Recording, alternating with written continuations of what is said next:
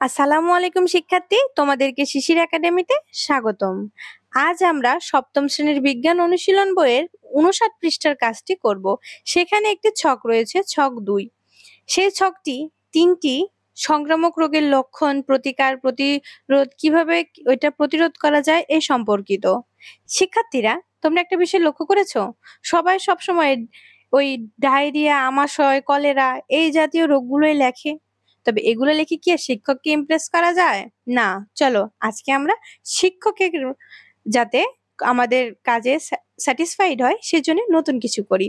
তার জন্য আমি আজকে নতুন কিছু কাজ করব।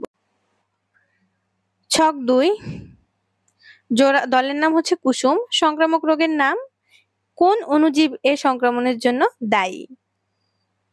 এ সংক্রামক রোগের লক্ষণ কি কি? কিভাবে এ সংক্রামক রোগের প্রতিকার ও প্রতিরোধ করা যায়? এই সংক্রামক রোগ থেকে বাঁচতে হলে কি কি স্বাস্থ্যকর অভ্যাস করা উচিত? রোগের নাম হিসেবে নিয়েছি আমি প্রথমে ডেঙ্গু। কোন অণুজীব এই রোগের জন্য দায়ী? ভাইরাস। এই সংক্রামক রোগের লক্ষণ কি কি? জ্বর, শরীর ব্যথা, মাথা ব্যথা, চোখের পিছনে ব্যথা এবং চামড়ায় লালচে দাগ বা ফুসকুড়ি। কিভাবে সংক্রামক রোগের প্রতিকার ও প্রতিরোধ করা যায়? প্রতিরোধ, এডিস মশার কামড় এড়িয়ে চলাই ডেঙ্গু প্রতিরোধের প্রধান উপায়। প্রতিকার, প্রচুর তরল জাতীয় খাবার গ্রহণ ও ডাক্তারের পরামর্শ অনুযায়ী চিকিৎসা গ্রহণ।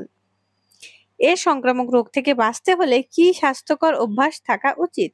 মশার কামড় এড়িয়ে চলা, ঘুমানোর সময় মশারি ব্যবহার করা, কয়েকদিন যাবত কোথাও যাতে পানি জমে না থাকে সেটা দেখা। ঠিক আছে? সংক্রামক রোগের নাম দ্বিতীয়টি আমি নিয়েছি চিকেন পক্স। তোমরাও চিকেন পক্স নিবে।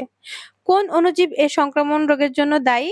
ভ্যারিসেলা জোস্টার নামক একটি ভাইরাস। ভ্যারিসেলা জোস্টার নামক ভাইরাসের জন্য চিকেন পক্স হয়। এই সংক্রামক রোগের লক্ষণ কি কি? জ্বর ভাব থাকে, জ্বরের তীব্রতা বাড়ে, লালচে ফুসকুড়ি দেখা দেয়, শরীর হলুদ বর্ণভাব হয় এবং চুলকানি হয়। কিভাবে প্রতিকার ও প্রতিরোধ করা যায়? প্রতিকার, আক্রান্ত ব্যক্তির প্রত্যক্ষ স্পর্শ বর্জন করা, আক্রান্ত ব্যক্তির জিনিস ব্যবহার না করা। প্রতিরোধ, যে কোনো বয়সীরা টিকা নিতে পারেন, চুলকানির মলম ব্যবহার করা। এই সংক্রামক রোগ থেকে বাঁচতে কি স্বাস্থ্যকর অভ্যাস গড়ে তোলা উচিত? অন্যের হাঁচি কাশি থেকে দূরত্ব বজায় রাখা, বিভিন্ন তিতা জাতীয় খাদ্য খাওয়া। চলো শিক্ষার্থীরা, ৩ নাম্বারটা হিসেবে নিয়েছি আমি ডায়রিয়া। ডায়রিয়া ব্যাকটেরিয়া বা ভাইরাসের কারণে হয়ে থাকে। লক্ষণ হচ্ছে ঘন ঘন পাতলা পায়খানা ও বমি ভাব এবং পেটে ব্যথা থাকে। প্রতিরোধ হচ্ছে পান করা, থালা বাসন ধোয়া ও রান্নার জন্য নিরাপদ পানি ব্যবহার করা, বাহিরের ও মাছি বসা খাবার পরিহার করা।